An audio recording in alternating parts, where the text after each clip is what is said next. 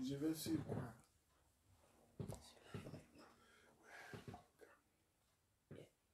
Shalom, shalom les mamans, que Dieu vous bénisse. Nous sommes là ce soir encore pour notre temps de femme de faveur, femme bénédiction, la femme de valeur, la femme vertueuse. Amen. Et pendant qu'on attend tout le monde se connecter, nous allons partir en musique avec le chanteur Olivier Choua qui nous chante Persévère. Mommy, yes, yes. How can you prove that eating green vegetables is good for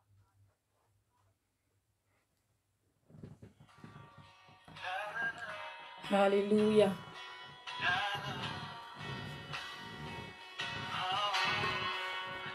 Si tu as mis un rêve dans ton cœur, écris-le, garde-le comme un trésor. Quoi qu'on dise, protège la vision avec passion. Oui. Quand tu sais de tout ton être, que ce rêve ne vient pas de toi. Même si tu ne vois que le contraire, persévère. Oui. Persévère. Persévère. Persévère. Persévère. Oui, invite quelqu'un ce soir à venir partager la parole de Dieu avec nous. Elle s'accomplira. Oui, quelle est la parole que Dieu t'a donnée? Ce soir, elle s'accomplira dans ta vie. Elle s'accomplira dans tout ce que tu fais. Yes. Si dans ton cœur est réelle cette promesse, quand vient le doute et Lève-toi et confesse quand le doute vient. et sa parole demeure éternelle. Oh, quand tu promets, mon frère, ma soeur n'est jamais vain. Toujours fidèle et son chemin certain. Même si les choses n'aboutissent à rien, persévère. Quand tu dis, la chose arrive. Quand il l'entend, elle existe. Son regard est sur ce qui lui appartient.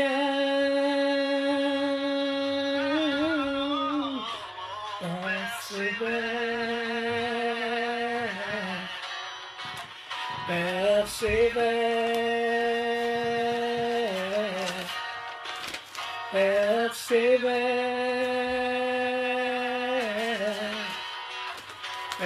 Persévère. Persévère. Persévère. Persévère.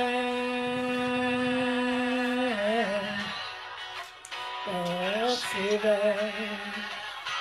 Car sa parole, elle s'accomplira. Elle s'accomplira. Elle s'accomplira. Certainement.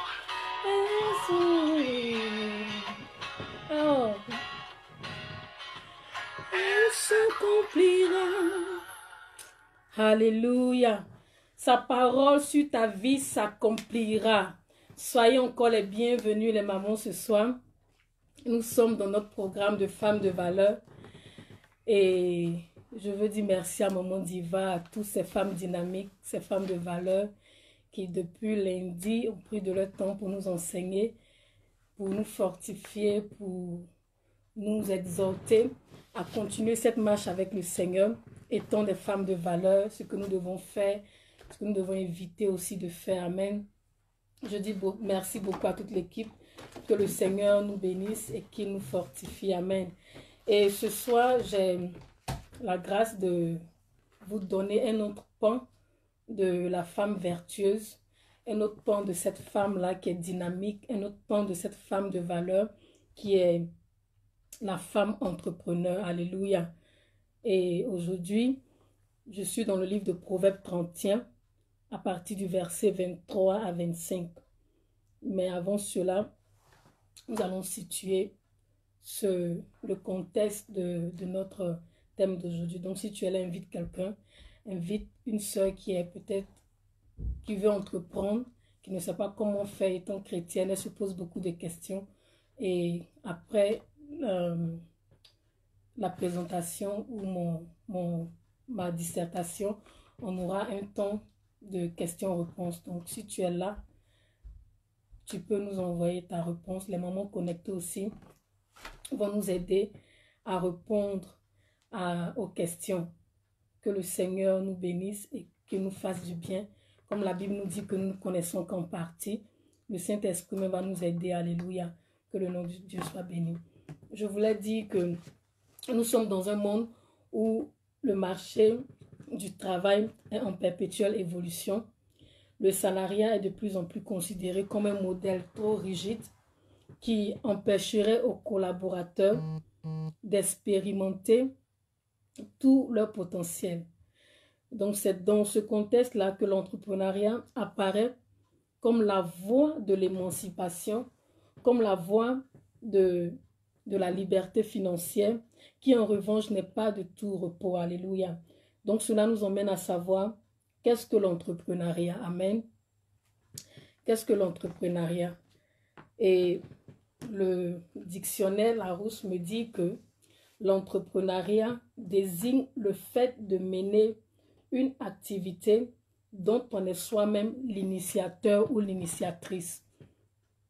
Si tu es en train d'écrire, tu peux écrire avec moi que l'entrepreneuriat, c'est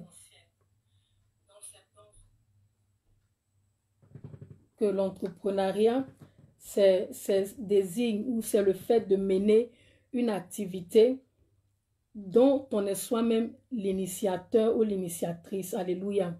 Qui tire son sens dans l'étymologie entreprendre, du verbe entreprendre. Alléluia. Et nous avons des synonymes du verbe entreprendre. Nous avons commencé, tenter et même se lancer. Alléluia. Amen. Et effectivement, en tant qu'initiateur de projet, c'est grâce au plan d'action que l'entrepreneur de l'activité peut débuter et avancer. Ça veut dire que ça dépend de l'entrepreneur lui-même, ça dépend de celui qui initie son activité. C'est lui qui fait, c'est-à-dire il est libre. Quand est-ce qu'il veut commencer son activité et comment l'activité va procéder, comment ça va avancer, c'est lui seul qui en détient la charge. C'est-à-dire s'il veut commencer aujourd'hui, il le fait, il ne travaille pas au compte de quelqu'un, il est libre. Il peut travailler aujourd'hui, demain il va se reposer. Donc c'est en cela qu'on nous dit que l'entrepreneur de l'activité est lui-même en charge du début et de l'avancement de cette activité. Donc c'est également quelqu'un aussi qui prend des risques en démarrant une activité dont le seul garant est sa créativité. Alléluia. Donc entreprendre, c'est aussi s'engager auprès des associés, des clients, les rassurer que le projet en cours est viable, est valable et c'est un projet essentiel qui convainc des personnes pour leur dire que tiens, j'ai une idée d'entreprise, j'ai un projet, je sais que quand je vais mettre ça sur la table, ça va aider la communauté et ça va nous profiter à tous. Et l'entrepreneur prend la résolution sur lui-même, la pérennité de son entreprise. Et la stabilité de cette entreprise dépend de lui ou de cette activité. Peut-être une activité, peut-être une entreprise. Et l'évolution de sa carrière dépend de lui-même. Alléluia. Donc, au-delà de tout cela, Au-delà de tout ce qui vient d'être défini, la faculté de créer de la valeur ajoutée à partir des ressources limitées, les exploiter aussi afin de pouvoir répondre à une demande exprimée par les consommateurs. Nous savons qu'ici, en Europe, nous avons notre population, nous sommes 99% des consommateurs. À la télévision, quand on regarde, ils vont faire des publicités. En train de regarder un film, il y a une pub qui va passer. Des vêtements, tous. Nous sommes une société de consommateurs. On ne fait que consommer, consommer, consommer.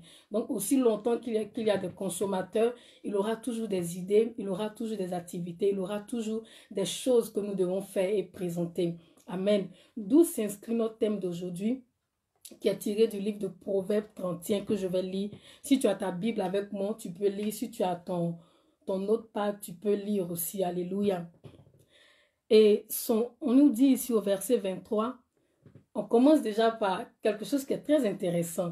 Quand j'ai lu, ça m'a fait sourire et j'ai ri. On dit, son mari est considéré aux portes lorsqu'il siège avec les anciens du pays. Elle fait des chemises et les vend. Et elle livre des ceintures aux marchands. Elle est revêtue de force et de gloire. Et elle se rit de l'avenir. Ça, c'est notre texte de base d'aujourd'hui. Alléluia. C'est notre texte de base pour cette partie de la femme vertueuse qui nous montre cette femme entrepreneur. Alléluia. Et comme j'ai dit au début que ça m'a fait sourire parce qu'on ne nous parle pas ici automatiquement de la femme qui fait des chemises, mais on nous parle de son mari. Amen. Son mari, donc, on nous parle de son mari. C'est pour nous dire que cette femme dont on parle, cette femme vertueuse, c'était une femme qui est mariée. Alléluia. Ça ne veut pas dire que si tu n'es pas marié, tu ne peux pas nous suivre maintenant. Amen. Ici, nous voulons faire ressortir le côté de cette femme qui est une femme qui est mariée, qui a une maison, qui a une famille, qui a des obligations, qui a des responsabilités vis-à-vis de son mari, de sa maison, de sa famille aussi. Et cette femme-là, elle a des responsabilités tant ménagères, elle a des responsabilités dans ce qu'elle fait.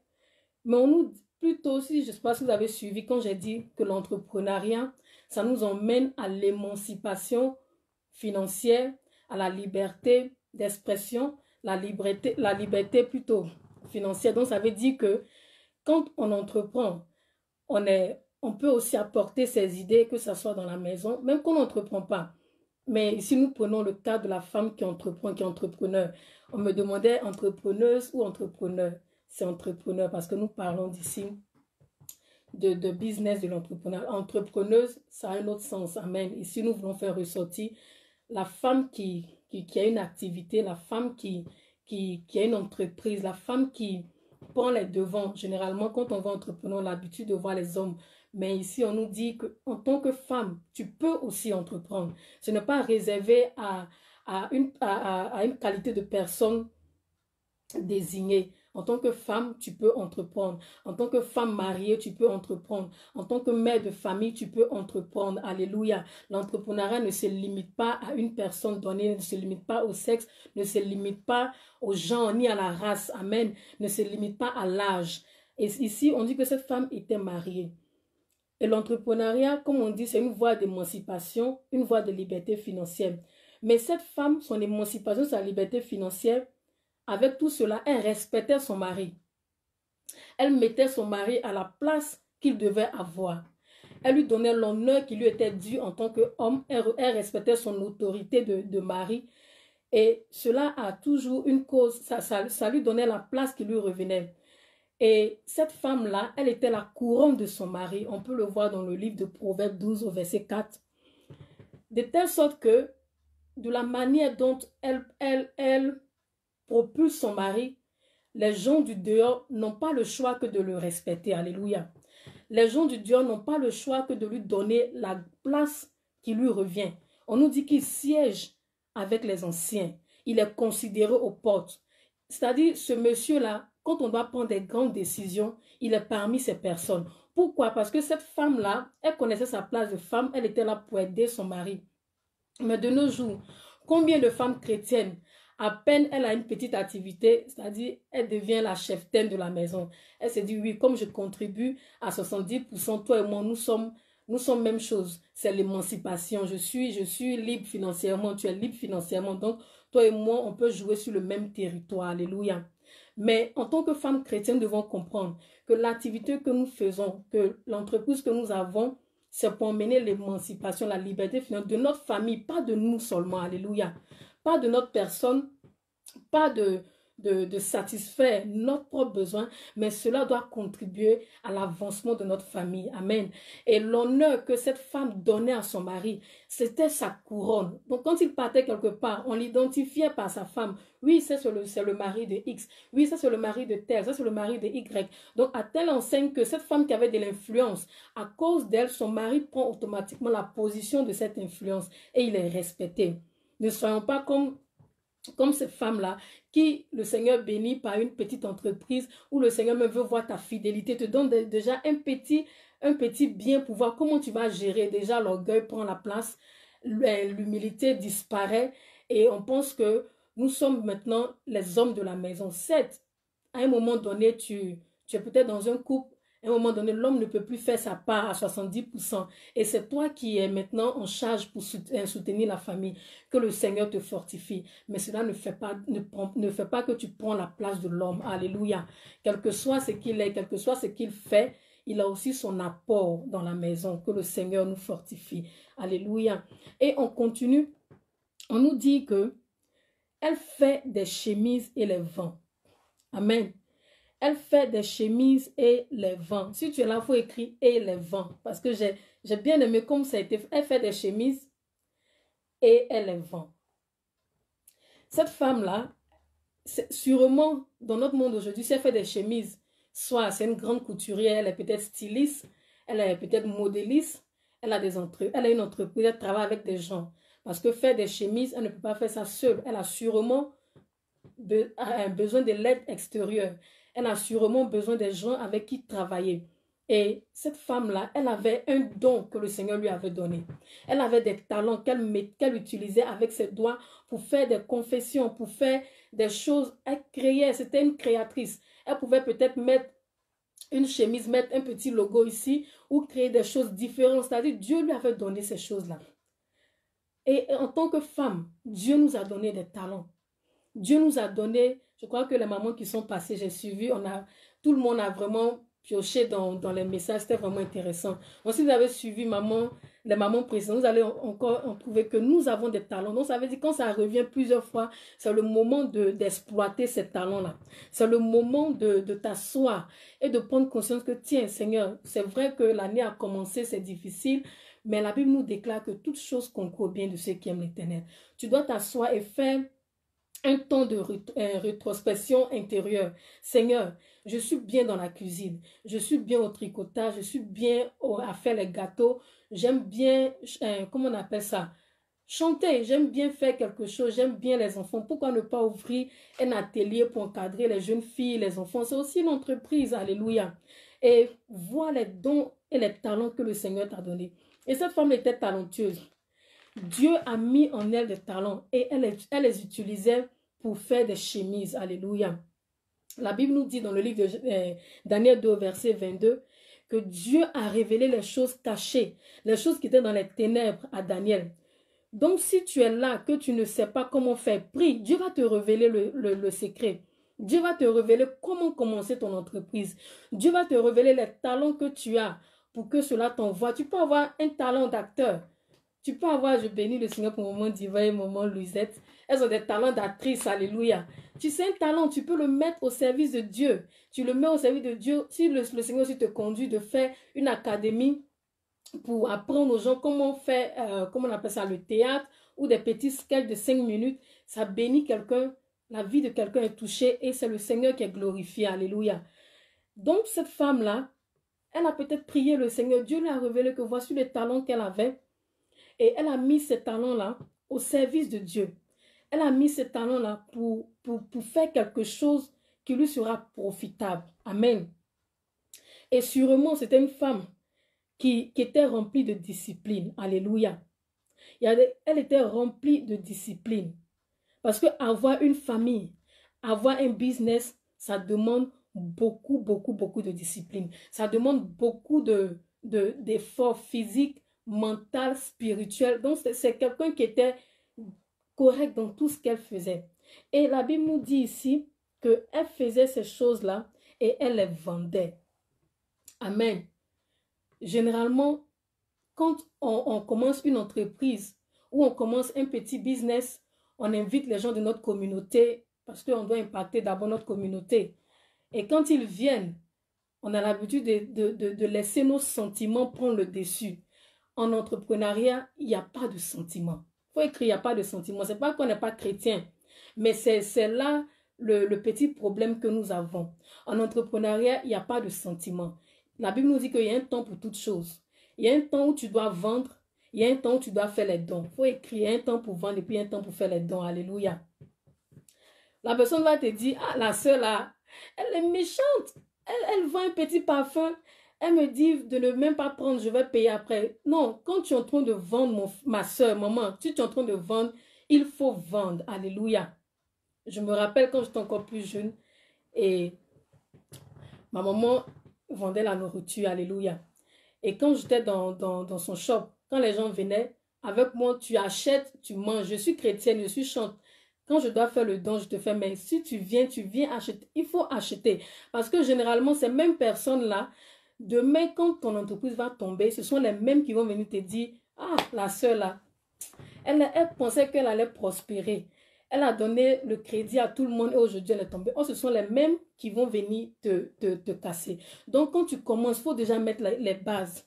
Quand c'est le temps de faire les dons, tu fais les dons. La femme, elle confectionnait les chemises et elle les vendait. Parce qu'elle savait que ça allait lui procurer de l'argent. Ce don que Dieu lui avait donné, c'est dans les chemises, de les vendre pour que sa maison soit couverte, pour que son avenir soit rassuré, pour que la vie de ses enfants soit bénie. L'idée que Dieu lui a donnée de créer, elle a créé, elle n'était pas pasteur. Elle était une styliste, elle était une couturière de renommée. Elle était quelqu'un qui avait les doigts que Dieu avait bénis pour faire ce commerce. Donc, elle le faisait. Elle le faisait pour avoir de l'argent. Elle le faisait pour pouvoir subvenir à ses besoins. Il y a des gens qui viennent, ils prennent tes choses, ils te disent, mon frère, je vais payer demain, et ils ne le font pas. Et quand tu vas les encaisser, ils vont te dire, non, c'est la manière qui n'est pas intéressante. Et quand tu as prié, est-ce qu'il y avait de manière? Alléluia. Donc, nous devons revoir un peu toutes ces choses-là.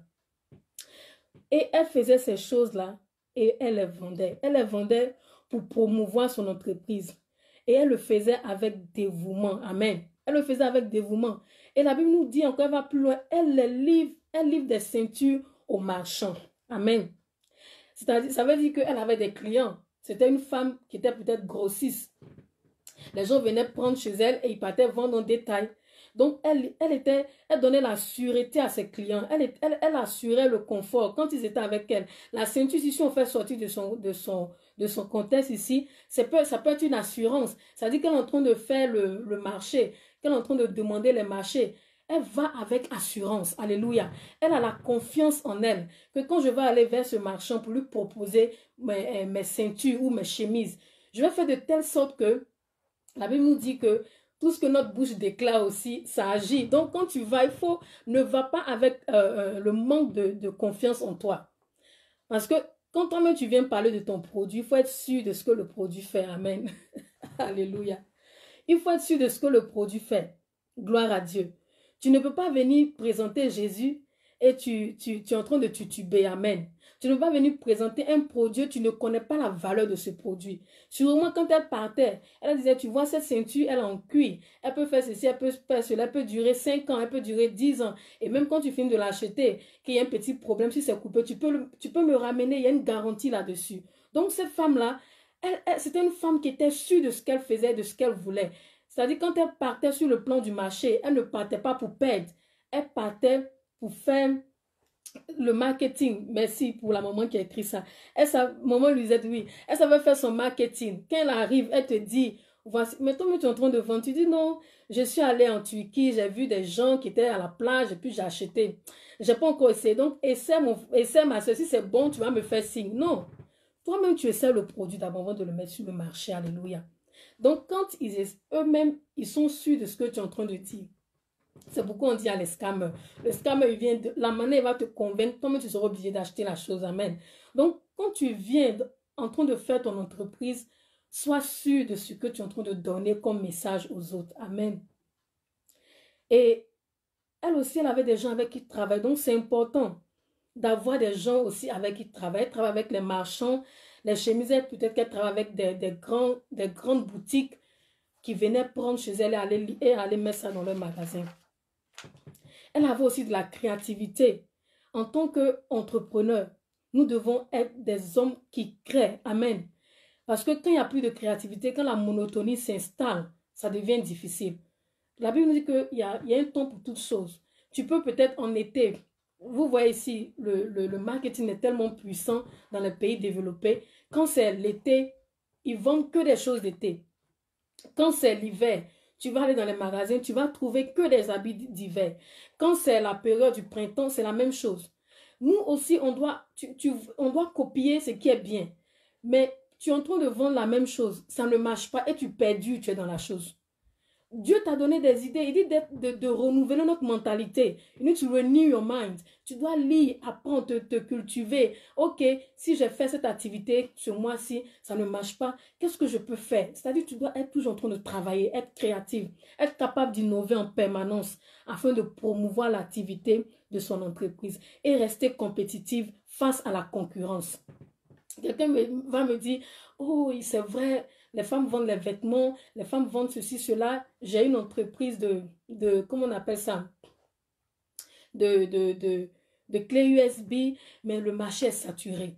La Bible te dit que si le marché est saturé, tout ce que tu vas déclarer, ça va s'accomplir. Alléluia. Il dit que la mort et la vie sont au pouvoir de ta langue. Donc, ne parle pas déjà comme un perdant. Parce que la compétition, la concurrence est déjà grande sur le marché. Donc, tu vas avec Jésus parce que tu es chrétien. Généralement, quand on fait des affaires, on oublie notre côté chrétien. On se dit, oh, c'est un monde d'affaires. Là-bas, il faut... Non, quand tu es chrétien, tu vas sur le marché des affaires. Tu vas avec tes valeurs chrétiennes. Tu vas avec tes valeurs que Dieu t'a données. Et ce sont ces valeurs-là qui vont transformer les choses en ta faveur. Alléluia. Et quand il y a la concurrence, il faut entrer en prière. Amen. Il faut être des hommes rigoureux et des femmes rigoureuses. L'excellence doit être notre summum. En tant qu'enfant de Dieu, quand on vend quelque chose, il faut que ce soit excellent. Quand on a une entreprise, il faut que que ce soit les collaborateurs, que ce soit les employés, que ce soit les gens avec qui on travaille, les livreurs, qu'il y ait l'excellence dans tout ce que nous faisons. Parce que le monde est excellent. Les gens même qui ne connaissent pas Jésus, ils font des choses plus excellentes même que nous les chrétiens. C'est-à-dire, en tant que chrétiens, n'acceptons pas la médiocrité. N'ouvre pas une entreprise pour perdre. N'ouvre pas une entreprise pour refermer un mois après. Même quand c'est difficile, il faut trouver des stratégies d'innover. Amen. Trouve des stratégies pour changer les choses. Alléluia. Trouve des stratégies pour changer les données. Amen. Gloire au Seigneur. Nous devons être rigoureux, comme j'ai dit. Et on continue encore. La femme, on nous dit ici que elle est revêtue de force et de gloire. Pour entreprendre, pour avoir un business, pour avoir des business ou avoir une petite entreprise, comment on appelle ça, les MPE, MPPE, tu dois être quelqu'un de courageux. C'est-à-dire, tu t'assois. La Bible nous dit que quand un homme veut bâtir une maison, il s'assoit et il fait le devis. Il s'assoit et il examine la terre. Il examine les fondements. Il examine tout. C'est-à-dire, il fait un travail de fond. Ne nous levons pas parce qu'aujourd'hui, on apprend qu'il y a tel business. Tu dois faire Bitcoin pour avoir de l'argent. On dit à tel business, tu dois investir à la bourse du marché. Tu investis à 5 heures, tu dois te réveiller pour surveiller l'argent, pour voir quand ça va monter et descendre. Amen. Tu dois te retirer en tant qu'enfant de Dieu. Tout ce que nous devons faire, nous devons consulter le Seigneur. Amen. Il nous dit de lui recommander nos projets afin que cela puisse prospérer. Il nous dit dans le livre de Josué 1 au verset 8, de méditer sa parole jour et nuit, afin de pouvoir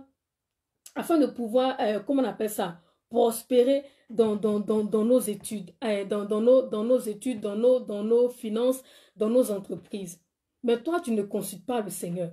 Parce que ta copine, nous tous avons fait cette erreur quand on voulait tous entreprendre, quand on dit aujourd'hui, il y a tel son cours, on va, et en fin de compte, tu te rends compte que les gens t'ont grugé. J'ai des témoignages des gens qui ont été grugés, l'argent n'a pas été donné, et c'est vraiment difficile. Et ça agit sur les relations entre nous. Donc, c'est vraiment important. Pour éviter cela, c'est mieux de prier. Quand tu apprends qu'il y a quelque chose qui est en train de venir, il y a un nouveau business, va dans la présence de ton Père. Prie, tu dis, Seigneur, il y a ce business-là qui est sur le marché, on dit que ça marche, mais est-ce que c'est pour moi? Amen. Oui, parfois nous ne voyons pas l'argent, ne voyons pas les revenus, ne voyons pas parce que ça va nous profiter, on va voyager, on va faire ceci, cela, mais voyons, comment on appelle ça? Est-ce que Dieu nous a appelés à faire ce business? Si tu n'es pas appelé à le faire, ils vont te gruger. Et tu vas penser que Dieu ne t'aime pas, Dieu ne veut pas que tu investisses. Est-ce que le Seigneur t'a envoyé de faire cette histoire? Alléluia. Est-ce que le Seigneur t'a mandaté d'aller faire ce business? Prie, Dieu est capable de révéler. Il nous dit dans le livre de Daniel. Si tu as Daniel 2, verset 22. Daniel était confronté à une situation. Il a cherché la face. Dieu lui a révélé. Dieu lui a révélé les choses. C'est Dieu qui révèle les choses, mais qui sont dans les ténèbres. Ça veut dire les choses qui sont dans le secret. Les hommes se cachent dans le noir, dans l'obscurité. Comme ta vie là, Dieu révèle. Donc, ce n'est pas un business que tu vas faire qui ne va pas te révéler. Alléluia. Amen. Et Dieu va te révéler le business qui est bon pour toi selon l'investissement que tu as. Et cela va marcher. Alléluia. Il faut aussi avoir la force, comme je l'ai dit. Le verset 25 nous dit, elle est revêtue de force et de gloire. Ah, pour entreprendre, il faut avoir la force. Parce que tu seras confronté à des pertes. Tu peux même perdre ton capital. Tu vas commencer, peut-être la première année, les mois qui vont suivre, tu n'auras pas de bénéfices, tu seras fatigué. Mais la Bible nous dit que c'est Dieu, il renouvelle nos forces comme celui de l'aigle. Donc, si tu es entrepreneur ou tu as une petite entreprise, tu vends des articles, laisse-moi te dire, tu dois t'appuyer sur le Seigneur pour avoir la force. Parce qu'à un moment donné, tu vas vouloir abandonner. Mais que Dieu te donne la force. Tu dois être revêtu de force. Tu dois être revêtu de courage. Tu dois être revêtu d'abnégation. Tu dois être quelqu'un d'intègre. Quelqu'un qui ne se fatigue. Tu dois être infatigable. C'est-à-dire, tu dois être infatigable. Tu dois être tout en train de chercher. Comment faire? Quelle idée apporter? Ça n'a pas marché. Tu dois travailler pendant que les autres dorment. Toi, tu dois être debout en train de penser. Et en faisant toutes ces choses-là, c'est pour que tu ris de l'avenir. Alléluia. C'est pour que tu ris de l'avenir. Et le dernier verset, on nous dit ici qu'elle se rit de l'avenir. Aussi, il faut être organisé. Amen. Il faut, avant d'arriver au verset, je vais revenir sur le verset 24. Il faut être organisé. Amen. On est tous dans le verset 25 plutôt. Elle est revêtue de force et de gloire. La gloire vient quand on est organisé. Amen. On nous dit, lève-toi. Lève-toi, car ta lumière arrive. La gloire de Dieu est sur toi. Amen. Tu dois te lever. Pour te lever, tu dois être quelqu'un d'organisé, discipliné, pour que la gloire de Dieu vienne. Parce que quand il dit que sa parole, quand il la donne, il la relâche, comme le chant que nous avons écouté, le chant nous dit de persévérer, même si cette parole-là ne vient pas, même si elle n'aboutit pas, tu dois persévérer. Tu dois tenir, tu dois persévérer. Et tu dois être organisé. Tu dois être consistant. Parce que c'est la consistance qui fait qu'on avance. Organiser et avoir la confiance en toi-même. Tu dois te dire que tu es l'image de ton entreprise. Donc, quand tu t'affiches, tu dois t'afficher avec assurance. Tu dois être la première personne à croire en ce que tu fais. Généralement, des gens, quand ils entreprennent, ils veulent l'approbation des autres. Les autres ne vont pas t'approuver parce que tu ne sais même pas s'ils sont contents de ce que tu es en train de faire. Ne pense pas que tous ceux qui t'approuvent sont avec toi. Amen. Nous connaissons des gens qui ont eu des idées de business, qui sont allés parler à leur meilleur ami, pensant que c'est leur meilleur ami. Le lendemain, cette même personne prend ton idée et elle va faire son business avec ça. Et tu es écœuré. Quand tu as une idée, tu entres dans la présence de Dieu. Parce que nous sommes chrétiens, je suis en train de parler aux chrétiennes, aux chrétiens. Nous sommes des chrétiens. Donc, la première personne qui te donne l'idée, parce que c'est Dieu qui nous donne le vouloir et le faire. Donc, si tu as donné le vouloir, tu dois entrer dans sa présence pour qu'il te donne de le faire. Alléluia. Pour qu'il te donne de le faire. Et des personnes avec qui travailler.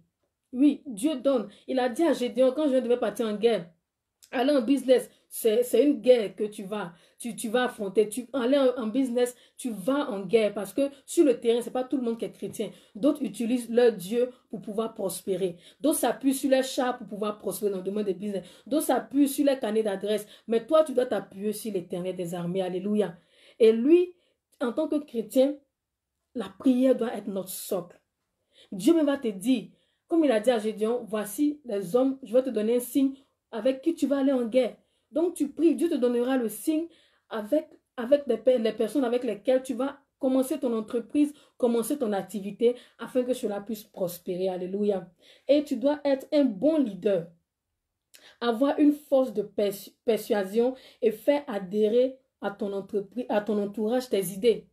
Si tu as une idée, tu dois être sûr que le marketing que tu dois faire de cette idée-là, tout le monde adhère à cette idée. Alléluia. Tout le monde adhère à cette idée. Gloire au Seigneur. Et on nous dit, la dernière phrase du verset 25 nous dit, et elle se rit de l'avenir. Alléluia. Quelqu'un qui se rit de l'avenir, ça veut dire que c'est vraiment intéressant. Amen. Gloire au Seigneur. Quelqu'un qui se rit de l'avenir, ça veut dire que cette femme-là, elle épargnait ses revenus.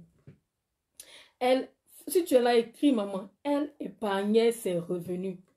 Amen. Combien de personnes ont commencé des entreprises qui ont été inachevées?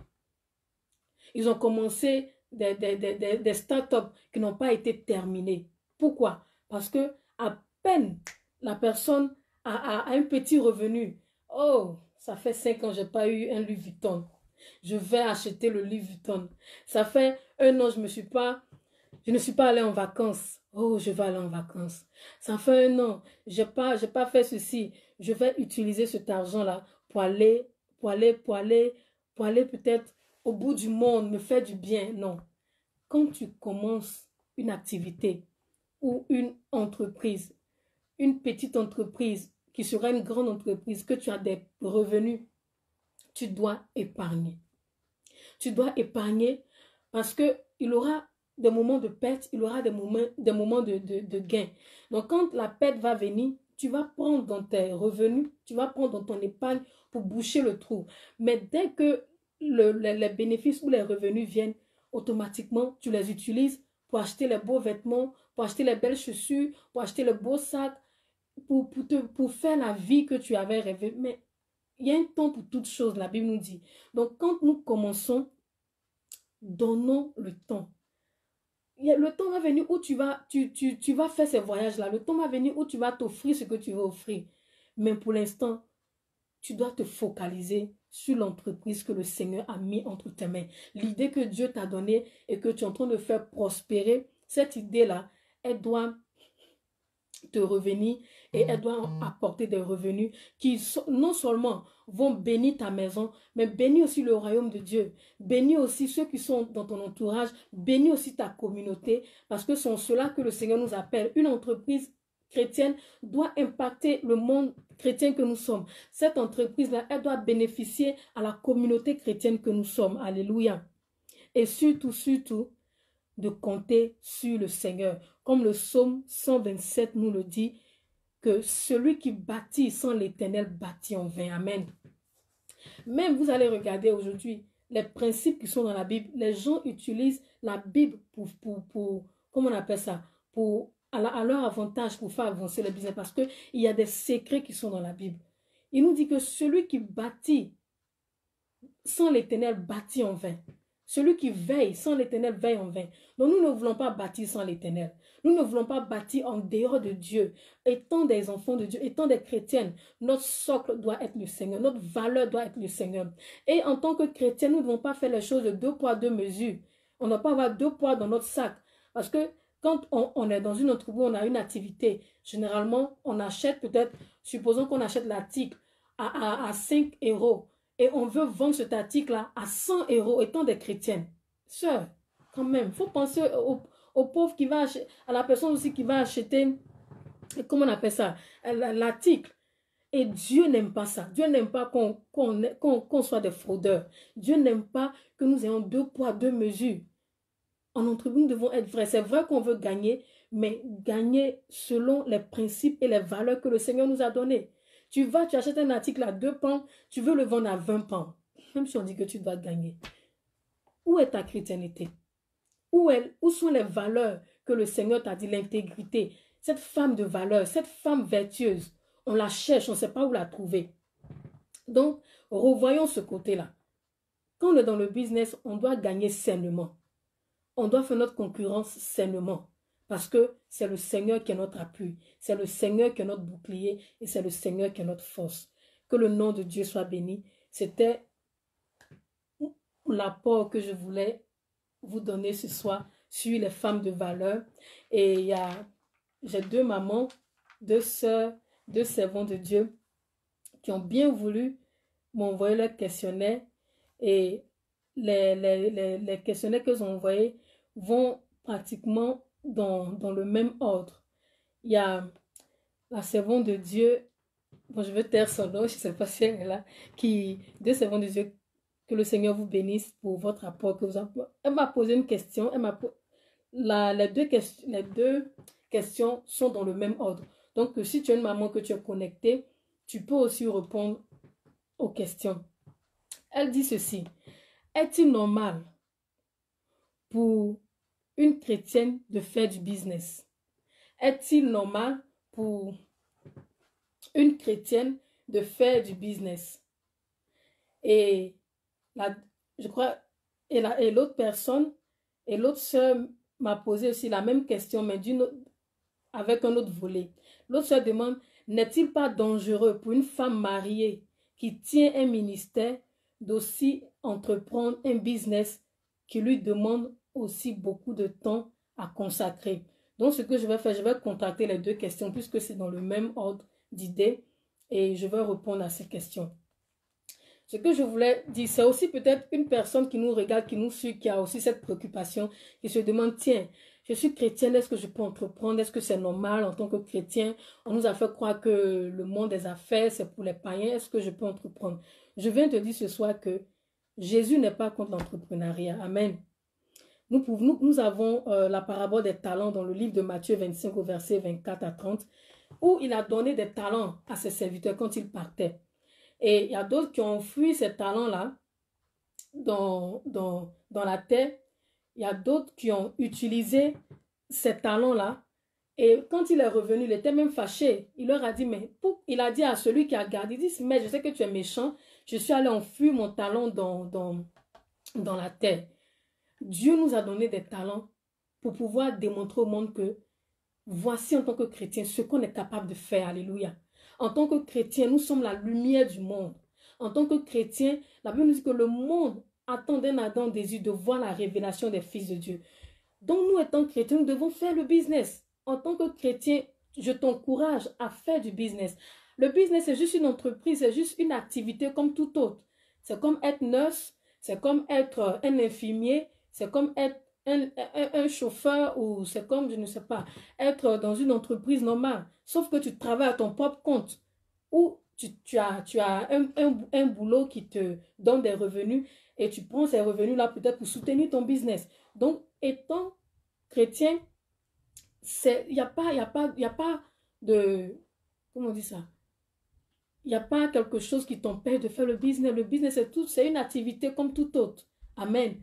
C'est une activité comme tout autre, mais je suis en train de... Je comprends pourquoi elle pose cette question. Elle se demande, étant chrétien, quand tu es chrétien, que tu fais un business, tu dois envoyer tes valeurs chrétiennes dans le business. Amen. Tu ne dois pas te conformer au siècle présent comme les autres font leur business. Mais tu dois faire ton business avec les valeurs de Christ. Tu dois faire ton business avec les valeurs que le Seigneur t'a données, les valeurs que tu connais de la Bible. Alléluia. Et il y a aussi, elle m'a parlé de la femme mariée. Mais avant de faire le business, que tu es une femme mariée, tu vas consulter ton mari. Et ensemble, vous allez discuter de la faisabilité du projet, en tenant compte des activités de la famille, des enfants. Parce que si tu es mariée, supposons que cette femme a des enfants. Donc, avant toute chose, tu vas consulter ton mari. Tu es marié, tu consultes ton mari. Tu vas lui dire, ah, chérie, ou bien mon amour, j'ai eu cette vision-là, le Seigneur m'a donné la vision, mais j'ai eu une idée de faire le business. Ensemble, vous asseyez parce que les familles diffèrent. Chaque famille a ses réalités, chaque famille a ses circonstances dans lesquelles elle se trouve. Donc, vous devez vous asseoir et parler, de voir si c'est faisable ou pas. Donc, pour la sœur qui m'a demandé si une femme mariée peut faire le business, une femme mariée peut faire le business, mais en accord avec son mari. Si c'est possible, ils le font. Si ça doit entraver sur les principes, ils vont décider si ça ne va pas entraver sur les activités des enfants, sur leurs relations de couple. Mais avant toute chose, discuter avec le mari et apporter cela au Seigneur. Que le nom de Dieu soit glorifié. La deuxième question que la maman m'a posée encore, elle dit, est-il préférable de s'investir dans ses business ou de servir Dieu? Si une maman qu'elle écrit, c'est vraiment intéressant ça. Amen. La maman me demande, est-ce que c'est préférable? Donc ça veut dire on doit choisir, amen. Est-ce préférable de servir Dieu, de s'investir dans, comment on appelle ça, dans l'œuvre du Seigneur ou de s'investir dans son business? Amen. Il y a quelqu'un aussi qui se pose cette question. Mais ce que j'aimerais dire, il y a, comment on appelle ça? Ces deux poids, ça ne va pas ensemble. Alléluia. Si cette question m'était posée directement, et elle me pose directement, yes, est-ce préférable? Moi, je dirais à cette sœur-là, ou à toute personne qui est dans l'embarras, qui demande, c'est deux, comment on dit ça? C'est comme quelque chose, ça ne peut pas aller ensemble. Comment tu peux poser la question de savoir? C'est pas elle, je ne parle pas directement à la maman, mais à d'autres personnes aussi, puisqu'on a fait des surveys, elle aussi peut-être de son côté, elle a fait pour demander, mais on ne peut pas choisir entre Dieu et un business. On ne peut pas demander de s'investir dans le business ça ne va même pas ensemble. Ça ne va pas ensemble. C'est Dieu qui te donne le souffle de vie. Donc, si tu devais choisir, je te conseille de choisir Dieu. Alléluia. Parce que la Bible nous dit de chercher d'abord le royaume des cieux. Et toutes ces choses, le business, l'argent, les enfants, le mariage, les voitures, nous seront donnés par-dessus tout. Donc, s'il m'arrivait que je devais choisir entre mon business et mon Dieu, c'est qu'il y a problème. Ça veut dire que moi, je ne connais pas mon identité. Je ne sais pas qui je suis en Christ. Donc, j'ai un problème d'identité. Je dois savoir que quand je vis pour faire le business, c'est Dieu qui me donne le souffle de vie. Quand si je ne peux pas faire le business, je peux en train de faire le Dieu va me rappeler. Donc, c'est Dieu d'abord. Mon frère ou ma soeur qui va suivre cette vidéo plus tard, si tu arrives à cette question, que tu es dans l'embarras de choisir, mais tu es dans un dilemme, peut-être tu vois que ton business prospère, tu as de l'argent, tu te dis non, tu n'as plus besoin de Dieu. Laisse-moi te dire, Dieu est la priorité de ta vie. Dieu est le number one. Il faut écrire number one. Dieu est number one. Alléluia. Dieu est number one. Dieu est ta priorité. Avant de faire le business, tu dois savoir que c'est Dieu qui t'a donné cette idée-là. Donc, tu ne dois pas être dans une position où tu dois choisir. Parce que toi-même, ce n'est pas le business qui doit te commander. Non. C'est toi qui commandes. Parce que la Bible dit que tu as l'autorité sur toute chose. Alléluia. Tu as l'autorité sur toute chose. Donc, le business ne doit pas être, comment on appelle ça? Tu ne dois pas avoir un dilemme de choisir entre ton Dieu et le business. Alléluia. Que le nom du Seigneur soit béni. On continue. Elle dit, comment en tant que femme, mère et chrétienne, pouvons-nous faire la balance entre les affaires et Dieu? Alléluia. Je crois qu'on a répondu. En tant que mère, balance, c'est une question d'organisation. Alléluia. Tu t'organises, tu sais ce dont ta famille a besoin. Si tu sais, comme moi, tu as 3 petits-enfants qui ont moins de 5 ans, 10 ans, tu ne peux pas t'engager dans un business où tu dois faire full-time. Tu dois faire peut-être un truc de part-time. Tu vois selon les besoins de ta famille. Tu vois selon ta situation. Et tu en découles. Est-ce que si je fais ce business, ça va empiéter sur la paix la quiétude de ma famille? Est-ce que ça va empiéter sur l'éducation de mes enfants? Tu t'assois et tu réfléchis. Tu mets tout sur papier. Si tu es marié, que tu n'es pas marié aussi, tu vois. Tout dépend de toi. Alléluia. Et le business ne doit pas entraver. Le business vient plutôt pour supporter notre ministère. Je reviens à la question de l'autre sœur. Elle demande, est-ce que la parole, elle dit, est-ce que la femme, on a déjà répondu à la femme dangereuse, est-il dangereux pour une femme mariée d'entreprendre? On a répondu à ça. Et elle me dit que, est-ce que la parole nous dit, nous ne pouvons pas servir deux maîtres car nous aimerons l'un et plus que l'autre. Bon, on vient de répondre à ça. Donc, le business n'est pas un dieu. Celui qui prend le business pour un dieu, c'est que la personne a un problème d'identité. Donc, il doit se revoir. Parce que le business est juste une activité. Comme tu te lèves le matin, tu vas au boulot, tu reviens. C'est comme ça le business. Les responsabilités, on a dit de parler et de voir comment ça va vous arranger. Mais elle a dit aussi, voilà, que est-ce que la femme ne peut pas s'occuper, par conséquent, n'est-il pas mieux pour la femme de s'occuper de son mariage et de son ministère, si on en a un, ou alors de son mariage et de son business? Est-ce que c'est possible à la femme de faire toutes ces choses en même temps? Amen.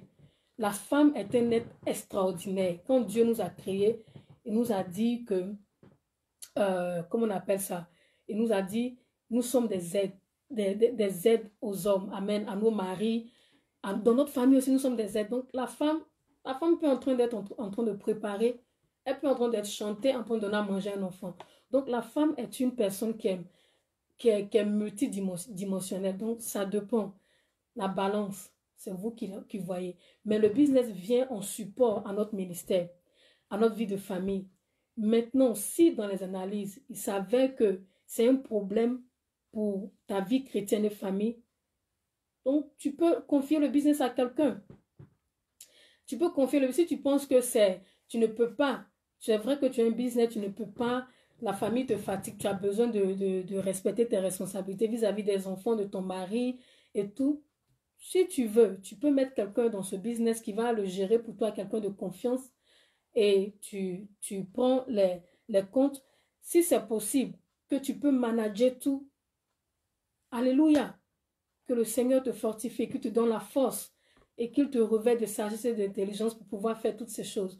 Mais en toute chose, c'est aller au pied du maître. Alléluia. Aller au pied du maître pour demander la direction à Dieu, pour demander l'intelligence, pour demander la sagesse, pour demander le discernement dans tout ce que nous faisons. Ne nous engageons pas dans une affaire, dans une activité parce que tout le monde le fait. Mais demandons à Dieu, Seigneur, quel est le canevas dans lequel tu m'as appelé? Et en tant que serviteur de Dieu, si tu as un business et que tu sais le Seigneur, demande aussi à Dieu. Il y a une maman qui m'a demandé, il y a une maman pasteur, elle m'a demandé, bon, je sais le Seigneur, j'ai un business. Faut-il que, comment je fais la part des choses?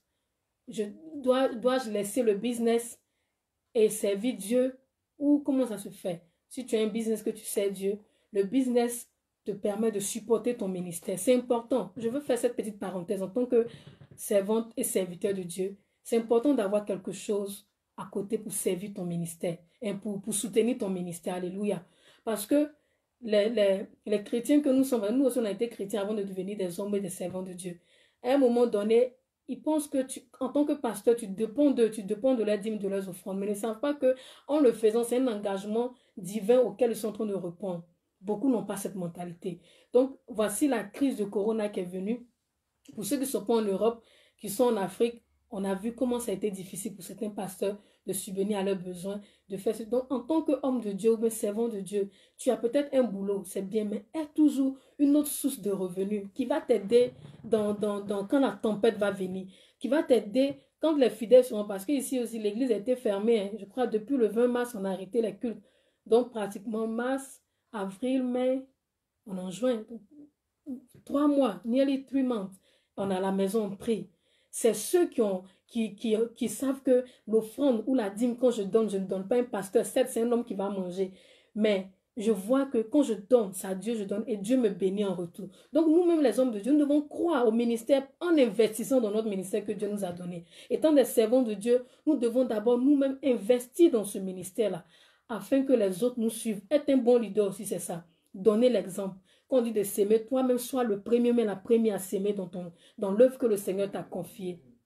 soit le premier ou la première à s'aimer. Donc, ils vont voir que, ah, le pasteur, mais la servante de Dieu, elle est au devant. Ça encourage aussi les autres qui sont avec toi de faire davantage. Alléluia. Quand tu es un serviteur de Dieu, que tu aimes bien, paie ta dîme. Tu paies ta dîme, tu fais tes offrandes. N'attends pas que ce soit seulement les membres qui fassent leur dîme. Toi-même aussi, fais ta dîme. Et quand ils verront que le pasteur fait sa dîme, le pasteur fait ses offrandes, le pasteur, quand on dit de contribuer, d'acheter le ventilateur, mais d'acheter le climatiseur, c'est le pasteur d'abord qui donne sa contribution. Mais là, le fidèle lui-même va se dire, mais tiens, mon pasteur là, c'est un homme dangereux, amen. Donc, n'attendons pas que le vent arrive, que la tempête arrive avant de chercher à entreprendre. Nous pouvons commencer de parier. On peut commencer même avec un peu d'argent. Tu n'as pas besoin d'attendre beaucoup pour investir ou bien pour entreprendre. Seulement est le discernement. Ce que je peux te donner comme mot de fin, le discernement, la sagesse, l'intelligence, que le Saint-Esprit soit notre aide et notre rempart, notre guide dans tout ce que nous allons entreprendre. Que le Seigneur nous bénisse. Et c'était Olga Gali pour le volet de la femme de valeur et la femme entrepreneur. Que Dieu vous bénisse. Demain, nous aurons aussi notre maman qui va nous conduire dans un autre temps.